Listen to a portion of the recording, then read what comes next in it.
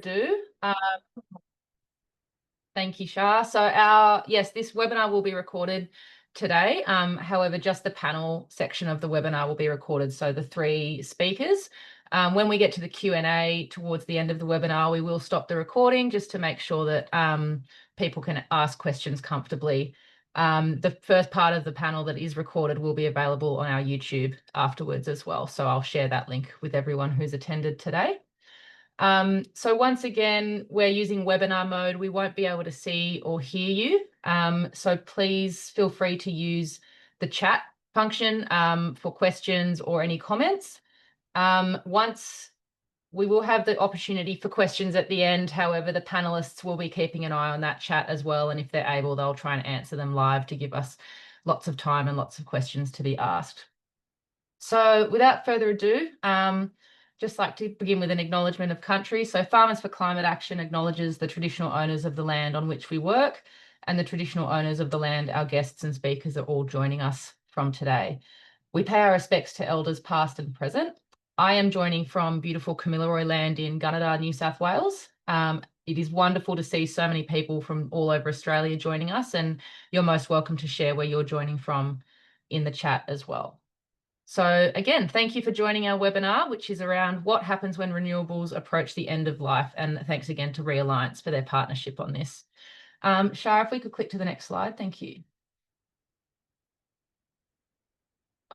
Wonderful. So Farmers for Climate Action really is Australia's only farmer-led charitable organisation, cross-commodity, that advocates for ambitious climate action both on and off the farm. And I'll get you to check to the next slide too. Thank you, Shah. So Farmers for Climate Action, as I said, we've got over 8,500 or nearly 8,500 farmer members across Australia, but we also have more than 80,000 community supporters who are all advocating and supporting us in our mission for strong climate action that puts farmers and farming communities as a priority group. So we're independent, non-profit and non-partisan. And we have just celebrated our 10-year anniversary with our summit down in Canberra. So hopefully a few of you were able to see us there. But yes, we're looking forward to another 10 years of strong climate action. And next slide, thanks, Shah. So Farmers for Climate Action, our vision is that farmers and our representatives are climate leaders across Australia and even in the global space. So our mission is to influence Australia to adopt strong economy-wide climate policies, which is full of opportunity for farmers and farming communities. So we are strong believers that the more people within those networks, our farmers and our community supporters, we're able to influence governments to implement smart climate policies that mitigate climate change and benefit rural communities across Australia. We continue to advocate for what we call the 4 Ps, so climate action that ensures Australian farmers are profitable, productive, and take care of both our people and the planet. We're a member of the National Farmers Federation and a member of the Climate Action Network Australia, which highlights our unique position as Australia's only national cross-commodity, climate-focused agricultural representative group. And just on the screen there, you can see our 4 main goals, which underpins all the work that we do. So without further ado, I will introduce our first speaker, so Andrew Bray from Realliance. Andrew has been the National Director of Realliance since 2013, including the period until 2019 when the organisation operated as the Australian Wind Alliance. In that time, Andrew has built the organisation to become the leading voice advocating for regional communities in issues around the energy transition, especially transmission, community benefit sharing, and addressing impacts on local communities. Andrew has been a member of AEMO's Advisory Council on the Social Licence, and in 2021 was awarded the Clean Energy Council's Outstanding Contribution to Industry Award for his long-standing work in these areas. Andrew is also an adjunct research fellow at the Gulbali Research Institute, based out of Charles Sturt University. He is based in one of New South Wales' prime wind districts, the Southern Tablelands, and is passionate about the contribution renewable energy can make to rural and regional economies while helping Australia transition to a cleaner future. So we are very, very excited to have and privileged to have Andrew joining us today. And I will pass over to Andrew for the introductory panel session. Thank you. Thanks very much, Georgia, and hi, everybody. Yes, as she said, I'm Andrew Bray, I'm the National Director at RE Alliance. I was lucky enough to be at the Farmers for Climate Action Summit last month in Canberra. It was a wonderful event. A lot to celebrate in 10 years of great work. So yeah, I'm delighted to be able to present this work in your webinar today. So thank you. I'm dialing in from Ngunnawal and Ngambri country in Bungendore in regional New South Wales. For those of you who haven't come across us before, RE Alliance is a not independent, not-for-profit. We've been working in regional communities for more than a decade, where large-scale renewable development is being built or proposed. Our vision is of a responsible and rapid shift to clean energy, but crucially one that actively contributes to the strength and resilience of our regions. And also noting that if the transition isn't contributing in the regions the way that it's meant to, it's going to make the transition much slower because regional communities will not see themselves as partners. Next slide, please. What we're here to talk through today is a new resource that we recently published, a toolkit for landholders and regional communities, exploring what happens when renewable energy assets such as wind farms, solar farms, and large-scale battery projects begin to approach the age of retirement. So I'm pleased that my colleague Megan Kessler is here on the call, and I'd also like to acknowledge Bridget Ryan, who's our outgoing Policy and Research Director, who played a key role in putting this together. So if you have any questions about the recyclability of renewables, the age of renewables, or who deals with the cost when renewables reach end of life, this toolkit has you covered. Crucially, it also has questions that landholders can ask of developers and where they can get advice. So we really did try to make this as useful a document as we could. Next slide. So why did we create this toolkit? It's intended to address a big information gap, pardon me, across many communities who are hosting or potentially host renewable energy projects in their region. We created it for three reasons. Because decommissioning and issues related to that, like financial assurance and recycling, they keep coming up in just about every one of our conversations in the regions in recent times. Secondly, there are growing stories in the region about landholders who are considering hosting renewables, but decided against this due to concerns about decommissioning. And thirdly, because information around end of life or retirement of renewables that's specific to Australia was either hard to find or it was written for industry audiences and not really something that the community could make much use of. The toolkit was developed from a major report that we produced that included recommendations to government and industry about what they can be doing to ensure that retirement renewables is done well. So why are we having the conversation around retirement of renewables now? Because we're at quite a crucial point. Next slide, please. We've had 8 projects decommissioned or repowered in Australia so far. These ones have been in remote and island regions, mainly in West Australia, Queensland, and Tasmania. And the first of the old grid-connected wind projects to be fully decommissioned will happen in the next year or so, starting with the Codrington wind farm in southwest Victoria. And to date, these have been done very successfully. There hasn't been an example in Australia of a project where decommissioning hasn't worked. Um, we can do this right, but it's crucial that we have the conversation now about how we do it right in the future. Next slide. So over the next 10 years, around 1 gigawatt of projects will reach retirement age. But over the next decade after that, it will be around 12.5 gigawatts. So the amount will grow. But to put these numbers in perspective, in April this year, we had 26 gigawatts of rooftop solar installed across the country. So this is the bar on the left-hand side, and just a bit more, 27.5 gigawatts of large-scale wind and solar. So that's the amount that we have installed right now. And you can see that the amounts that will be decommissioned, which are the purple bars after that, um, is quite modest, actually. But nevertheless, it's a significant amount of work that has to be done. So currently, more than 40% of our national electricity market is already powered by renewable sources. And being springtime, where it gets a bit higher, last week it was 56%. So it's kind of extraordinary the extent to which renewables are now making up our total electricity supply. Um, so it's crucial that the appropriate systems are in place to do this now, and that's part of what our major report addresses.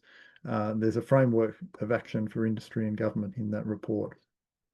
But the main point I guess I'd like to emphasise now is that we do have time to get this right. Next slide. So there are different options at retirement age, 3 different options, and it's not just decommissioning and done. So when a wind, solar, or battery project reaches the end of its projected life, there are 3 possible paths forward, and 2 of these options actually extend the project's life rather than ending it completely. By refurbishment, we mean replacing worn components with newer parts to keep the project going. Repowering means completely replacing all the equipment on an existing site with newer, more efficient technology. And both of those options, refurbishing and repowering, mean longer life for the project and therefore longer ongoing income generation for landholders and benefit sharing for communities. But if the project's generally done its dash and run its course, decommissioning is the dismantling and removing of all equipment and then rehabilitating the site as it has been agreed with the landholder. Next slide. So it's worth noting that renewable technologies, wind, solar, and battery, are all highly recyclable. So more than 90% of wind turbines can be recycled. If you think about the amount of steel and mechanics, simple mechanical sort of machinery, sorry, I've got the terminology right. All of that stuff, you could take it down to Sims Metal today and they could recycle it straight away. So there's 90% of that can be recycled. Nearly all the components of solar panels can be recycled, and up to 95% of battery storage is recyclable as well. And people are generally surprised by this because it's one of those things that floats around on the internet. But when you actually look into what's possible and how this can work, the amounts are quite high. But one of the challenges is that we currently only have about 17% of household solar panels and 10% of lithium-ion batteries that are actually being recycled in Australia. So that's an important point to make. First, we have to make sure that we have the capacity in the right locations to deliver this recycling work. And by advancing recycling technologies and increasing industry and government cooperation, we can maximise the reuse of recycling across the renewable energy sector. There's quite a lot of work being done in this space already, so we can expect that significant improvements will happen into the future. But the key point of this is that a lot of that work still has to be done. And so sitting here in 2025, we need to make sure that we're pushing on the right levers to make sure that that capacity is being built up and that we're ready for the decommissioning when it requires, when it's required. Next slide, please.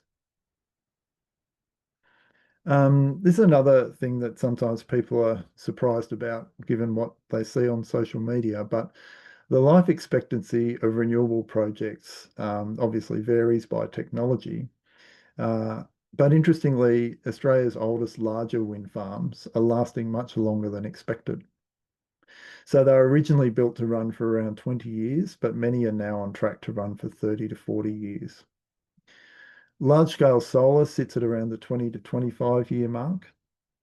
Offshore wind, 25 to 40 years, and big battery storage at more than 20 years. So there's quite a lot of life in these projects. And as I mentioned before, with refurbishment and potentially repowering, they can go on for much longer again. Next slide.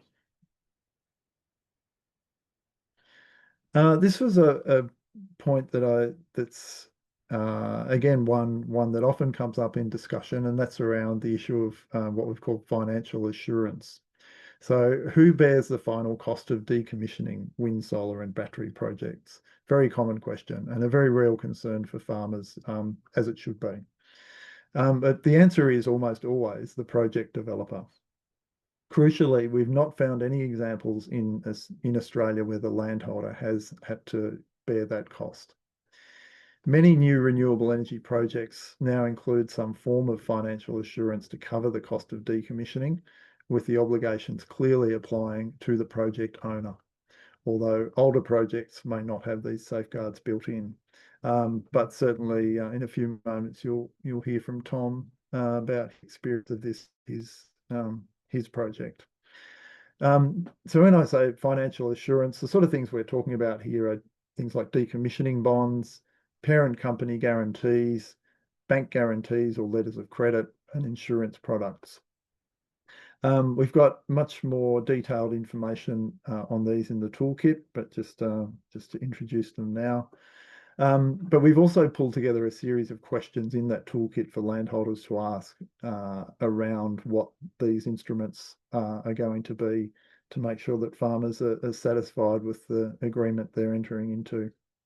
The toolkit itself is available on the Realliance website, and we can provide you with some print files for this A5 as well. It's actually a very attractive little booklet, which is very hard to show on these kind of things, but it looks a bit like that. So I'd really encourage you to have a look at it if you're interested. We want this to be something that can answer your questions and that you can refer to if you're engaged on a renewable energy project. So that's enough for me. Thank you very much, Georgia. Thanks so much, Andrew. That was some really great information. I do have one quick question, if I could slide it in before we actually go to Q&A, is you mentioned that some of the wind farms are actually living much longer than their initial predicted lifespan. Is there a particular reason for that? Did we just underestimate their lifespan to begin with? Yeah, I think that probably is it. I mean, I think when they're put up, they come with essentially warranties like you might get with any kind of product, and those warranties go for, the original ones were around 20 years, but wind turbines now are essentially coming with warranties for 30 years of operation. So you're sort of seeing it creep up in the warranties that, that's the kind of project length that manufacturers are willing to stand behind. Yeah, great. No, it's a nice bonus, I suppose, to all of it. So that's great. Thank you. We'll now move on to our second speaker. So Tom Gunthorpe, who you can see the photos of his farm there. So Tom is a dedicated second-generation farmer with a profound commitment to renewable energy and sustainability. He has spent over 25 years in the fields of electronics, software and IT in Sydney and internationally. Since the year 2000, he has expanded his family business to create a critical mass enterprise focused on self-replacing fine wool and black Angus beef. And Tom made the decision to return to the family farm in 2015. He hosts wind turbines on his property as part of the Bango Wind Farm and has navigated the extensive 10-year lead time from initial contract negotiations through to construction and ongoing operation. Today, Tom's farms are drought-proofed, providing a reliable passive income for potentially the next 70 years, which fosters intergenerational wealth and security for his family, which I think is something that everyone who's on the land here today can appreciate is an amazing thing to have. His journey embodies the harmonious integration of traditional farming and innovative renewable energy solutions. Tom is really eager to continue his involvement in this work, and he supports others who are going through their renewables journey. And just speaking to Tom yesterday briefly, I know we are so lucky to have him sharing his story here today. So I will welcome Tom. Thank you. Thank you, Georgia. Good afternoon, everybody. Thank you again for inviting me to talk. I'm just going to go through my experience with the whole process of having the turbines installed. As noted, this was a long, drawn-out process. When I first acquired the property where the turbines are, it came with a very basic license for the companies to prospect the opportunity of putting a wind farm up. And it was some years before we actually got going. This is through the Tony Abbott years where it was very difficult to get any of these projects through. But once we finally got through that process, we put a group of landholders together. And essentially, it's like a group of 4 elected landholders out of a group of 9 step forward to represent the group. Now, importantly, we decided that we were to stick together as a group so that there was no conquer and divide. We'd all end up with essentially the same contract so that there's no differences between neighbouring properties. And then we were able to negotiate a stronger outcome by doing that. Now, just looking back, when we first started, we were offered 2 different layouts of number of turbines and the turbine rating. Now, interesting enough, and I suppose one favour that Tony Abbott did for us is that by the time we got through, the size of these turbines doubled. So during that time, we were going from a 2.5 megawatt turbine with an option for a 3.4, but we installed 5.3 megawatt turbines. Neighbouring projects now are larger again. Rye Park at 6.2, and the proposed new projects up around 8 megawatts now. So this is just happening in a very, very short period of time. Addressing one of the things that Andrew mentioned earlier about the term of these projects, our contracts are 25 plus 25 plus 25-year terms. So potentially up to a 75-year term. We're 5 years in now. So decommissioning for us, that's a good question. When's that going to happen? But I would highly expect that we'd be repowering these along the way. Now, I can't take claim for all the things that we put together. We had a very smart group of landholders that negotiated our deal. And we basically ended up with 3 documents. A license and option agreement, which is all the legals around, responsibilities of landholder and tenant. We had a code of conduct document that was predominantly aimed at what happened during construction, the rules around what they can do, what they can't do. And there's a lot of things I could talk to with that, not being the focus of today's comment though. So, and then what is important though is that we negotiated, we call it decommissioning fund, but it's really an escrow fund. Now, that fund is designed to begin at about the 10-year period. And the reason for that is it was just financially equitable for the host to do that, not the host, the owners. And then we put funds aside per turbine per year for the life of the project up until the point when the end of life of the project comes to bear. Interesting enough, I was just reading through the contracts this morning, and it actually says that if they have not removed their equipment after 12 months of completion, the farmers get to own it. So would I want to own a turbine? Probably. Don't know. If we could repower them ourselves, it'd be pretty lucrative. But nonetheless, the escrow fund is designed to pay for that decommissioning process. And even if the turbine company don't do their task, we can draw on those funds to get that work done. Now, that's a fairly broad overview of what happened. There's many other aspects to the negotiation we could bring forward. I might just put it forward to any questions at the moment around any part of that process. I'll keep monitoring the chat for you, Tom. In the meantime, I do have a couple of questions that were sort of pre-submitted. I might just ask you one, and then we can jump to some other questions later on. What was the real, I mean, there's, you know, some comments about drought proofing and things, but what really made you go, we need to do this? This is the time to do it, I suppose. Well,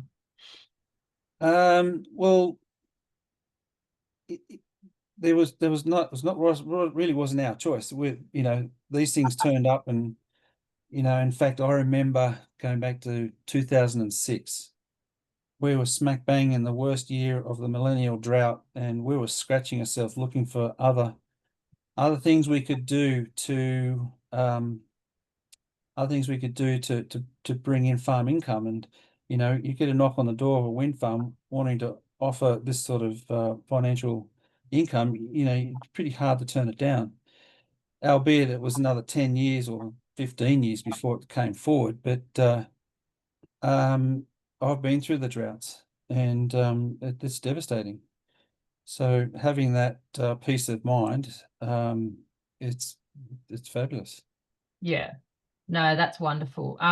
There's a few questions now coming through in the chat, Tom. So what I'll do is I'll give you time to read through those, and I might pass them to you in the actual Q&A section of the session as well, unless you want to answer any of them right now. I can see them on the screen. There's one there around how much. Look, that's a lot of our agreements are confidential, so we won't talk about numbers per se. But there's a formula that's set up to manage that, and everything's CPI adjusted, so it's managed for the future.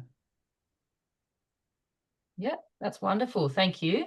So I'll give you some time to read through those other ones, Tom, but I will pass over to our third speaker, Charlie Prell.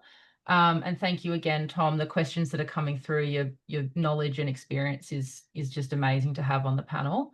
So over to Charlie Prell. So Charlie Prell is a retired farmer, and he's actually the previous chair of Farmers for Climate Action. Charlie was previously the New South Wales regional organiser for Australian Wind Alliance, which is now Realliance, and he has played a key role in promoting the benefits that wind farms can bring to regional communities.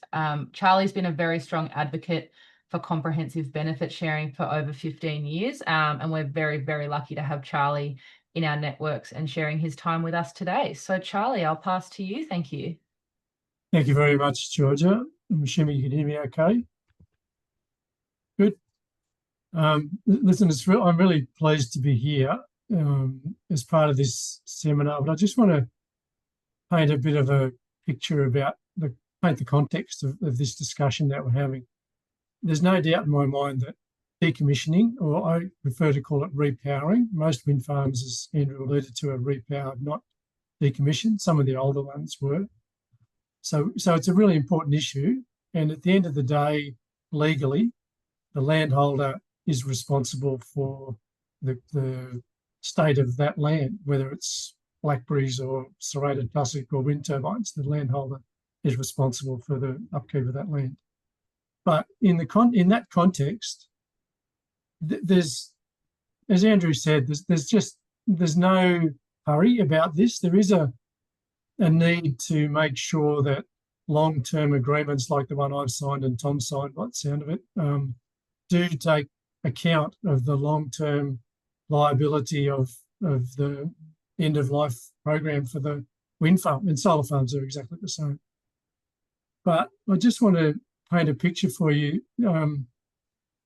The coal industry in Australia, which is what we're up against, the vast majority, actually it's just flipped, but the majority of electricity in Australia has always been, until recently, very recently, last month, been generated, the majority of it's been generated by coal.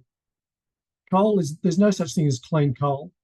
That lump of coal that Scott Morrison took into Parliament had to be lacquered, otherwise he would have had black hands. But worse than that, when you burn coal, I'm old enough to remember cleaning out the coal stoves in the school that I went to in Crookwell. Coal leaves a lot of ash behind when you burn it.